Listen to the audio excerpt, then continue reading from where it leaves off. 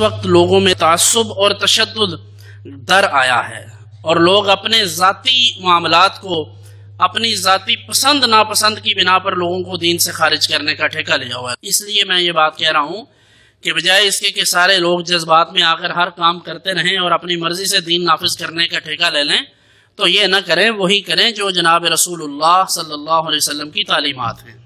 اور ہمارے پاس بہترین طریقہ، لوگ پوچھتے ہیں کہ دین سمجھنے کے لیے ظاہر ہے آپ کوئی پوری کی پوری تشریحات دین کی ساری تو نہیں سمجھ سکتا، تو میں کہتا ہوں کہ ایک ہی بات آپ کو، ایک نسخہ کیمیا بتا رہا ہوں، اگر آپ اسے اپنے پلے باندھ لیں تو انشاءاللہ آپ کے لیے آسانیاں ہو جائیں گی۔ حضور علیہ السلام نے فرمایا کہ لا یزال طائفۃ من امتی منصورین، میری امت ایک گروہ کو ہمیشہ اللہ کی تائید حاصل رہے گی اور وہ غالب رہے گا۔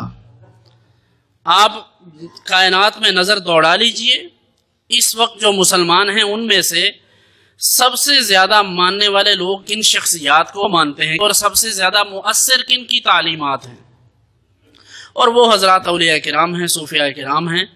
اگر کوئی شخص کامیاب ہونا چاہتا ہے تو ان بزرگواروں کا طریقہ اپنا لے، اس کا کام بن جائے گا۔ اور اگر سواد چکھنا ہے تو چکھتے رہیں، ہم تو بارہا کہہ چکے۔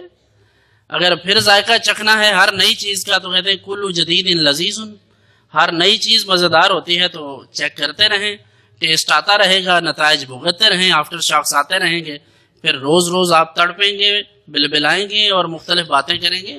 تو بہتر یہ ہے کہ جو ڈائریکشن آپ کو میں نے بتا دی ہے، آپ 100 سال بھی تحقیقات کروا لیں، جو طرز عمل ان صوفیاء کرام کا رہا ہے یقیناً وہی سب کے لیے۔